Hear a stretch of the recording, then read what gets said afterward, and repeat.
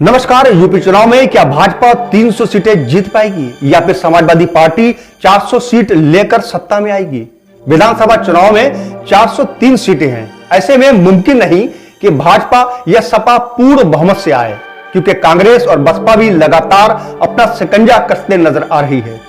UP के छोटे लगातार दल अपनी मेहनत कर रहे हैं और जिससे वो एक बड़ा फेरबदल कर सकते हैं, क्योंकि विधानसभा चुनाव में सभी दलों के नेता अपनी जीत के दावे कर रहे हैं। जिसमें भाजपा ने 300 सीटें जीतने का दावा पेश किया है, तो सपा ने सबसे आगे निकलकर 400 सीट जीतने का दावा कर रही है। ऐसे में कांग्रेस और बसपा जैसी प्रदेश की बड़ी पार्टी बिल्कुल हाथ खाली रखेंगी, ये एक सोचने वाली बात है। बिहार के बाद यूपी की राजनीति में आए ओवैसी के अपना जलवा यूपी विधानसभा में दिखा पाते हैं। मुस्लिम मतदाताओं को अपने जोशीले भाषण से अपनी ओर खींच पाएंगे। यूपी में कांग्रेस का सबसे बड़ा चेहरा प्रियंका गांधी अपने वजूद को कायम रख पाएंगी, ये एक बड़ी चुनौती है, क्योंकि भाजपा पूरी ताकत झोंकने में लगी है। भाजपा के शीर्ष नेता किसी न किसी बयान के जरिए सुर्खियों में बने रहने की कोशिश कर रहे हैं। इधर अखिलेश यादव सत्ता आने का वादा कर रहे हैं, लेकिन उनका भरोसा शायद रालोद की तय सीटों को लेकर भी है। अपने चाचा शिवपाल को लेकर कुछ कहने से अभी अखिलेश दूर हैं। भाजपा की ओर से केशव प्रसाद मौर्य 300 सीटें जीतने का दावा पेश कर रहे हैं, जिन्होंने कल बिजनौर में कहा था कि यूपी में सपा बसपा भाजपा कांग्रेस व अन्य सभी दल एकजुट हो जाएं, फिर भी भाजपा को सत्ता में लाने के कोई नहीं रोक सकता।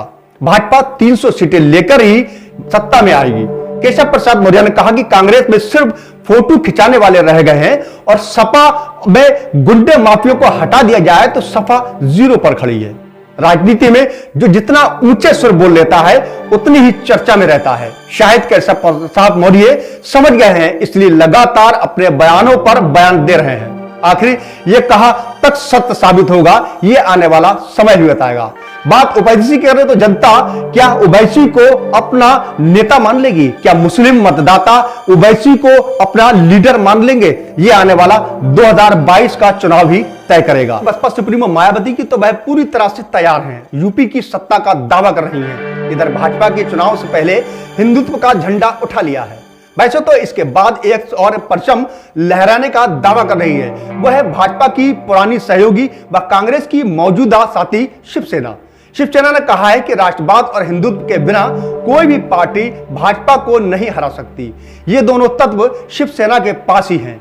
इसी आकलन के साथ हो सकता है कि शिवसेना यूपी और गोवा में कांग्रेस का साथ दे सकती है। फिलहाल राहुल गांधी से संजय राउत की मुलाकात कर संकेत दिए गए हैं। फिलहाल कांग्रेस की नेता प्रियंका गांधी ने हाल ही में जानकारी दी है कि कांग्रेस की ओर से यूपी के लिए 100 सीटों के उम्मीदवार फिलहाल फाइनल कर दिए गए हैं। इसकी घोषणा होना बाकी रह गई है।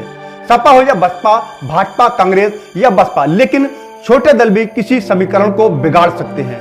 यह आने वाला 2022 का चुनाव ही बताएगा।